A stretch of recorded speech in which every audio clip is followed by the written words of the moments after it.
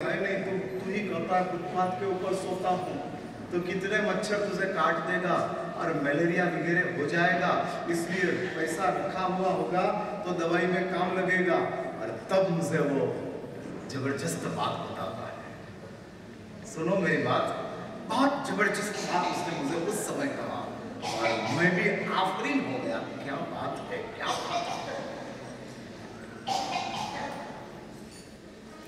ये गरीब आदमी का कितनी जबरदस्त समझ है, कितनी जबरदस्त।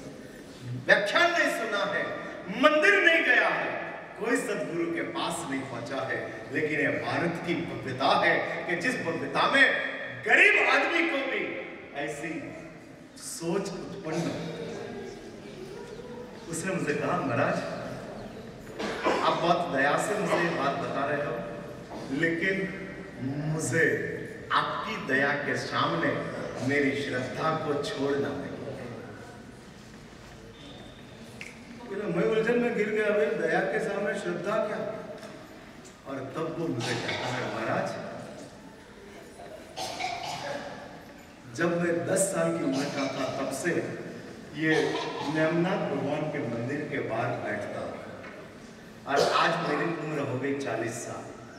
30 साल से लगातार इस मंदिर के बाहर बैठा। और महाराज कभी मंदिर में जाकर भगवान का दर्शन नहीं किया है। मैं सुनते रहा। फिर उसने मुझे कहा कि महाराज लेकिन 30 साल में एक भी दिन मंदिर में बैठने वाले भगवान ने मुझे भूखा नहीं रखा है।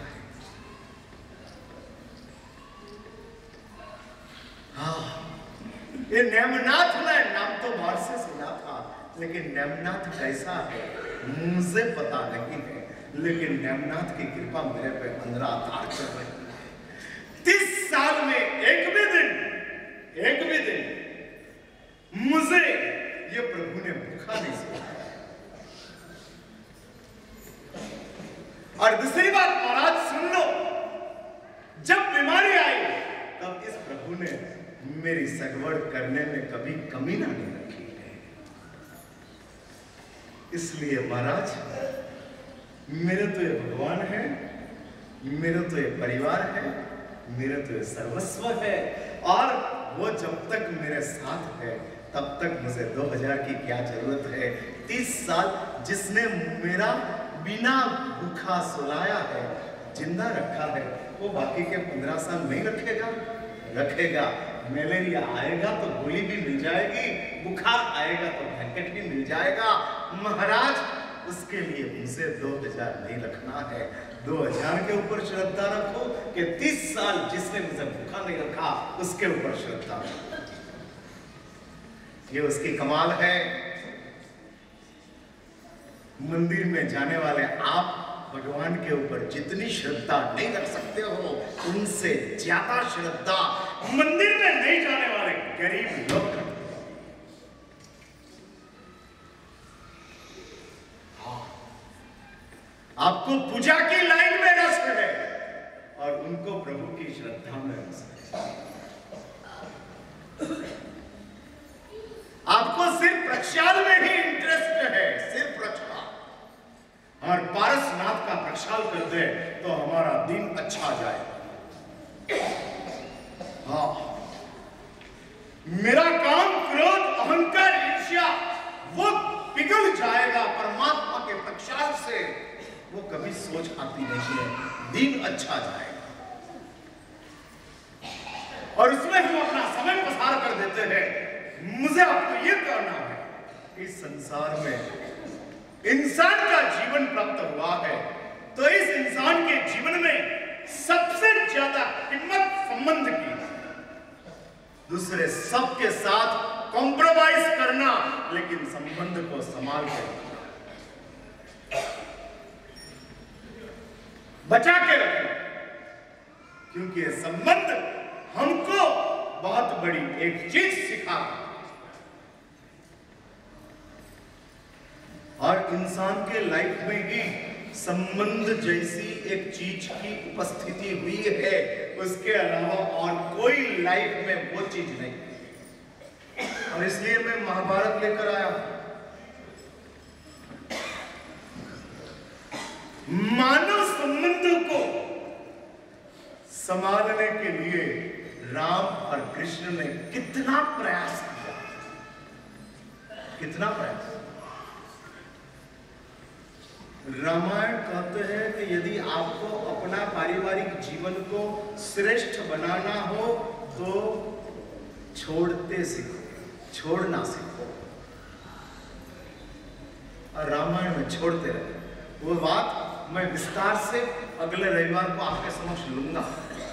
और महाभारत कहते हैं कि यदि आपको आपका पारिवारिक जीवन को श्रेष्ठ बनाना हो तो महाभारत जैसा बर्तन छोड़ दो। महाभारत में पारिवारिक जीवन के लिए नेगेटिव मैसेज देता है और रामायण पॉजिटिव मैसेज देता है। हाँ, दोनों चीज चलती है। और संसार दोनों चीज इसलिए रामायण कहता है, पिता बनना हो तो दशरथ के जैसा हो। समय आने के साथ दशरथ ने अयोध्या का राज्य राम को सुपुर्द किया। समय आने के साथ छोड़ दिया। घर में यदि दशरथ हो तो राम बनने में ज्यादा समय नहीं लगेगा, लेकिन घर में धृतराष्ट्र हो तो दुर्योधन के अलावा और किसी का दर्शन नहीं होगा। हाँ, धृतराष्ट्र घर में हो, जन्म से अंत और समझ से अंत, उसका नाम धृतराष्ट्र है। जन्म से भी अंत, समझ से भी। और इसलिए महाभारत का कहते हैं कि आपको यदि आपका पारिवारिक जीवन श्रेष्ठ बनाना हो तो पिता धृतराष्ट्र के जैसा मत बनो। और ये सब बातें दिखाते जाते हैं। इसलिए ही मैं हर संडे के दिन रामायण और महाभारत की कुछ बात लेकर, कोई पात्र को लेकर लाना है। रामायण की मातृशक्ति, रामायण की स्त्री शक्ति, ऑपोजिट महाभारत की स्त्री शक्ति, और इसके साथ ही चला है। इसलिए मैं कहता हूं भगवान महावीर धर्म के नेता है, लेकिन राम और कृष्ण सामाजिक जीवन का मार्गदर्शक है। और राम और कृष्ण के माध्यम से सामाजिक जीवन कैसा होना, ये दोनों ग्रंथ हमको दिखा रहे हैं। और इस रामायण और इस महाभारत यदि हमारे जीवन में बराबर समझ में आ जाए, बात ऐसी है कि आप इधर से छोड़ के वापस घर जाने वाले हो,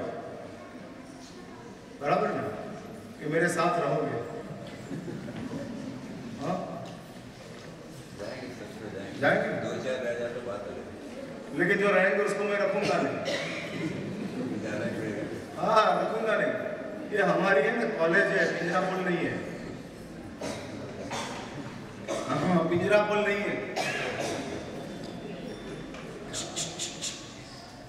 आने के साथ काम चालू हो गया तुम्हारा, बैठ जाओ नीचे, नीचे बैठ जाओ, नो आर्गुमेंट।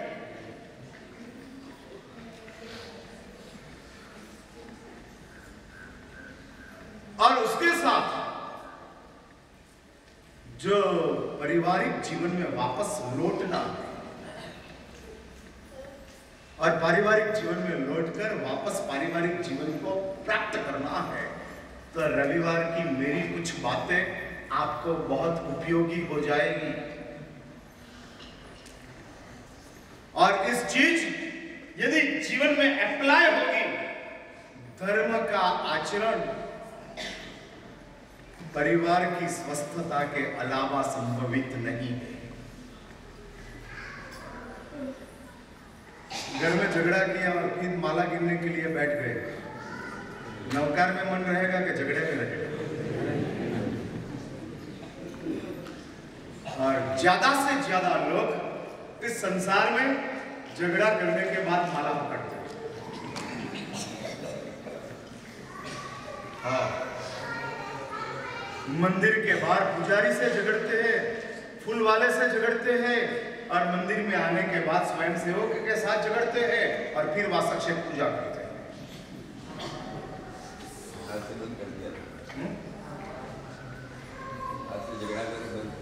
कर दिया मैंने, आपका रिपोर्ट है, आपका ही रिपोर्ट है। हाँ, संघर्ष नहीं, लेकिन ये सब चीज अपने जीवन में यदि हम इस्तेमाल कर दें और पारिवारिक जीवन को हम स्वस्थ बना दें, तो शास्त्र कहते हैं कि 1 लाख नौकार की जरूरत नहीं है। एक नौकार 1 लाख नौकार की ताकत जितना पावरफुल बन जाता है। झगड़े के साथ 1 लाख नौकार गिनो और शांति के साथ 1 नौकार गिनो, तो शांति का 1 नौकार झगड़े का 1 नौकार से ज्यादा पावरफुल है, ज्यादा सामर्थ्य के साथ आता है। और इसलिए मैं पारिवारिक जीवन की स्वस्थता के लिए कुछ टिप्स आपको देना चाहूंगा। आज तो समय हो रहा है, वापस परमात्मा का जन्म कल्याण का महोत्सव है, और परमात्मा का जन्म कल्याण का महोत्सव में हमको प्रवेश करना है। उसके पहले कल सोमवार का दिन है। शनिवार के दिन प्रवचन में मैंने बताया था, हर सोमवार के दिन इधर अलग अलग